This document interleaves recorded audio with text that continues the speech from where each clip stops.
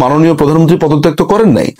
অস্ত্র হাতে নেওয়া ছাড়া, গেরিলা যুদ্ধ ছাড়া এই রাজাকারদের বিরুদ্ধে জেতা যাবে না।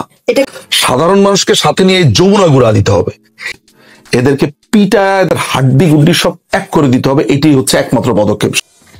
আপনি একজন অ্যাডভোকেট, তো আপনার কাছে যেটা জানতে চাচ্ছি, শেখ হাসিনার বিরুদ্ধে যে রায় দেওয়া হলো, ফাঁসির রায়, তিনি তো উপস্থিত ছিলেন না, এটা আসলে কতটা যৌক্তিক বলে মনে হচ্ছে আপনার কাছে?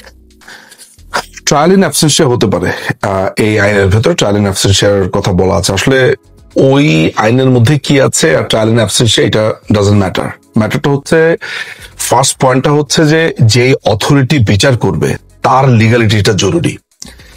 ইউনূসের এই দখলদার বাহিনী যেই পদ্ধতিতে এই দেশে দখল করে আছে, সেটা কোনো পদ্ধতিই না। বাংলাদেশের সংবিধানে অন্তর্বর্তীকালীন সরকার বলেও কিছু নাই, আর এই ইউনূসের সরকার এক্সিস্ট করে না।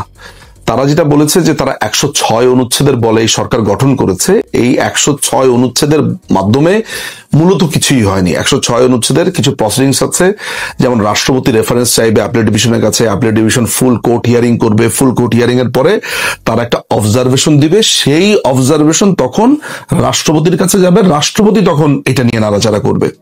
কিন্তু আমরা দেখলাম যে সেই সময় যে প্রধান বিচারপতি ছিলেন ওবায়দুল হাসান, তিনি ছিলেন ক্যান্টনমেন্টে আশ্রয়, ওইখানে তিনি এই মবের কারণে তিনি সেখানে অবস্থান করছেন। ফলে এনায়েতুর রহিম সাহেব সেখানে ছিলেন, এটা আমরা আইএসপিআর এর লিস্টে দেখেছি। ফলে প্রধান বিচারপতি আর প্রধান বিচারপতির আরেকজন বিচারপতি যদি, অ্যাপিলেট ডিভিশন আরেকজন বিচারপতি যদি ক্যান্টনমেন্টে থাকে, তাহলে ফুল কোর্ট হিয়ারিং করলো কে?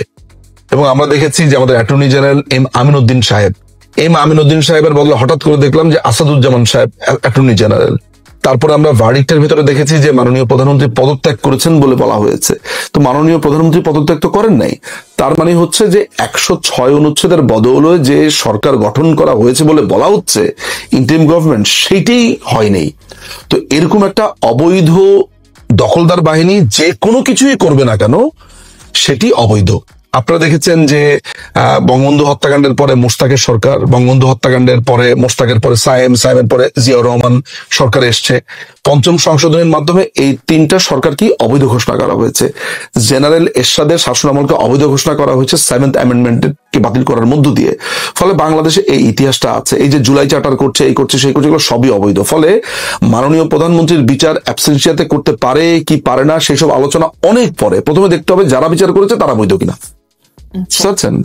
তো এর পরবর্তী আপনাদের মানে কি পদক্ষেপ হতে পারে? আসলে এই পদক্ষেপ কিছু না, পুরা বাংলাদেশের মানুষকে সাথে নিয়ে এদের গদি পুরা দিতে হবে, এদেরকে পিটা, এদের হাড্ডি গুড্ডি সব এক করে দিতে হবে। এটাই হচ্ছে একমাত্র পদক্ষেপ। সাধারণ মানুষ না, সাধারণ মানুষকে সাথে নিয়ে যমুনা গুড়া দিতে হবে। এইটা ছাড়া আমি আর কোনো রাস্তা দেখি না। আমি বারবারই আওয়ামী লীগের নেতৃবৃন্দকে বলেছি, যদিও বাংলাদেশ আওয়ামী লীগ হয়তোবা এইভাবে চিন্তা করে না, কিন্তু আমি অসম্ভব রকমের এই জায়গাতে চিন্তা করি, সশস্ত্র বিপ্লবের কথা চিন্তা করি। অস্ত্র হাতে নেওয়া ছাড়া, গেরিলা যুদ্ধ ছাড়া এই রাজাকারদের বিরুদ্ধে জেতা যাবে না।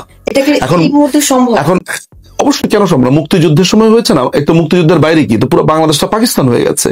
যদিও বাংলাদেশ আওয়ামী লীগ এইভাবে হয়তোবা চিন্তা করে না, এই জায়গাতে একটু আপনাকে ক্লিয়ার হতে হবে যে এইটা আমার একান্তই নিজের কথা, বাংলাদেশ আওয়ামী লীগের কথা না। বাংলাদেশ আওয়ামী লীগ হয়তোবা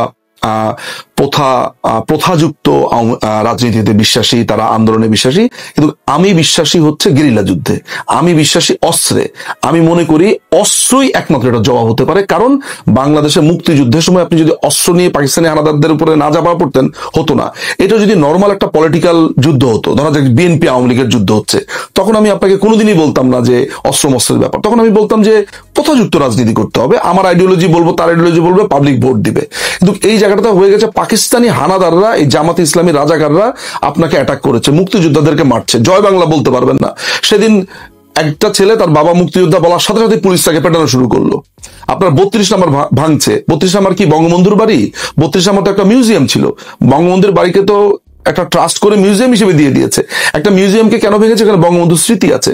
ফলে এরকম একটা সিচুয়েশনে যেখানে আপনি বঙ্গবন্ধুর নাম বলতে পারবেন না, মুক্তিযোদ্ধার নাম বলতে পারবেন না, আপনি নিজে মুক্তিযোদ্ধার পরিচয় দিতে পারবেন না, আপনার আব্বা মুক্তিযোদ্ধা সেটা বলতে পারবেন না, আম্মা মুক্তিযোদ্ধা বলতে পারবেন না, আপনি কোনো কিছুই বলতে পারবেন না, যেখানে আপনার পুরা পাকিস্তানের লোকেরা এসে ভরে গেছে, সেই জায়গাতে তো আপনার আসলে কোনো ভদ্র ভাষা চলে না। আমি একটাই কথা বুঝি, সশস্ত্র বিপ্লব ইজ দ্য অ্যান্সার।